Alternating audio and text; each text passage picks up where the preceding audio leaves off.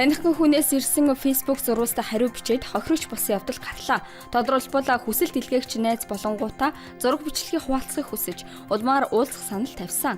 Татгалзахад нь харилцсан зурвасуудыг гэр бүл найз нөхдөд нь тараан хэмээн сүрдүүлж 2 сая төгрөг нэгж авчээ.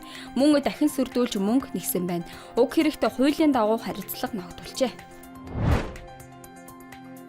Бусдын эрүүл мэндэд санаатай хүнд хохирол учруулсан, төрийн тусгай албанд ажиллаж байхдаа бусдаас их хэмжээний мөнгө залилсан гэх зэрэг хэрэгт холбогдсон шалгагдаж байхдаа гадаад улс руу оргон зайлсан этгээдүүдийг Казахстан улсын Интерполтой хамтран ажиллаж баривчлан авчирчээ. Энэ удаагийн ажиллагаа нь Монгол улсын нутаг дэвсгэрт гэмт хэрэг үйлдэл гадаад улсад оргон зайлсан 2 этгээдийг анхудаа нэгэн зэрэг шийдвүүлээ авчирснараа онцлог болсон бөгөөд Монгол улсын цагдаагийн байгууллагын гадаад хамтын ажиллагаа гэмт хэрэгтэй тэмцэх үйл ажиллагааны цар хүрээ өргөжин дэлж байгаагийн бодит илрэл болоод байна. Гавьяат цол авах гэж 30 сая төгрөг өгч залиулсан явдал гарлаа. Уг хэргийг төрийн болон хувийн хвшлийн байгууллагад ажиллаж байсан хүмүүс бүлэглэн үйлдсэнийг илэрлээд байна. Эрх мэдэл албан тушаалаа ашиглан төрийн одон медалийг худалдаж ашиг хонжоо олох гэсэн явдал ийхүү гарсаар байна.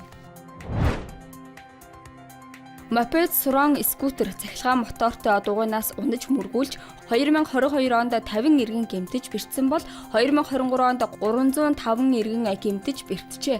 Жил ихэх туссан энэ төрлийн тээврийн хэрэгслийн импорт өсөхийн хэрээр хохирогчийн тооч нэмэгдэж 2024 онд 532, 2025 онд 2820 иргэн болжээ.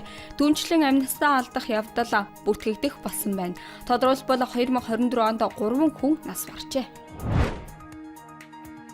Улаанбаатар хотын гудамж талбайд төр болон удаан хугацаагаар байршуулахыг хориглосон газарт тээврийн хэрэгслээ байршуулсан тохиолдолд шийтгэлэн шар хуудас нааж эхлэв байна. Шийтгэлэн шар хуудсыг өнгөрсөн оноос дуршсан бөгөөд 2-7 хоногийн өмнөөс албан ёсоор нэвтрүүлсэн. Өдөрт дунджаар 700-аас 800 зөрчлийг илрүүлэн арга хэмжээ авч байна.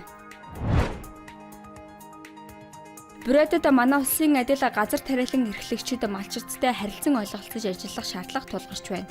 Малчид малаа хариулах эзэнтэй байлгах, харин тариаланчид талбайгаа хашаажуулах зэрэг санал гаргаж байна. Хөдөө аж ахуйн яам гарч буй саналуудыг нэгтгэн эх сард илүү дэлгэрэнгүй авч хэлэлцгээр болжээ. Ice Global-ийн цөөн хормын мэдээ байлаа. Ажлын амжилт хүсье.